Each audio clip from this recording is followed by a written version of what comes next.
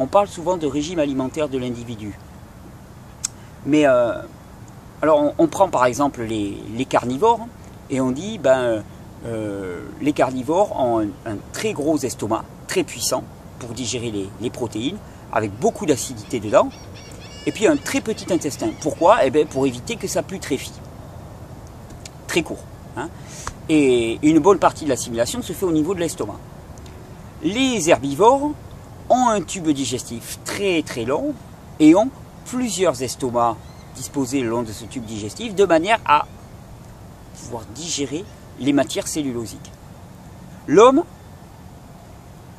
alors on nous dit, est entre les deux. Et c'est là où ça devient fallacieux. Moi je dis l'homme n'est ni l'un ni l'autre. L'humain, il a un estomac, il a un tube digestif qui est d'une longueur inférieure à celle des herbivores et bien supérieure à celle des carnivores. Et alors on en déduit, finalement l'homme, il est entre les deux, donc il doit manger un petit peu de tout, il doit manger un petit peu des deux. Mais ça c'est zéro comme raisonnement scientifique.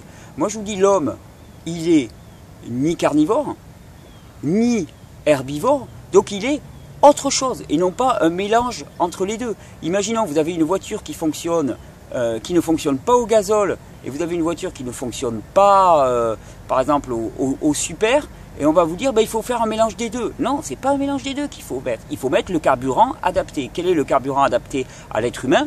Eh bien, si on regarde bien, nos plus proches parents, que sont les bonobos, les chimpanzés, ont le même système digestif que nous et ils sont de type frugivore. C'est-à-dire que le fruit est l'aliment naturel de l'homme. On n'est pas à mi-chemin entre les deux. Ça ne marche pas comme ça en termes de physiologie. Il faut trouver le bon carburant. Et le bon carburant, ce sont les fruits. Les fruits pour l'être humain. L'être humain est avant tout un mangeur de fruits. Ça, il faudrait quand même le réaliser. Et c'est là où on se tape la tête contre les murs parce que le fruit est l'un des aliments les plus détestés, les plus maltraités de la planète. C'est pour ça que j'ai régulièrement des appels vibrants pour qu'on remette des vergers un petit peu partout.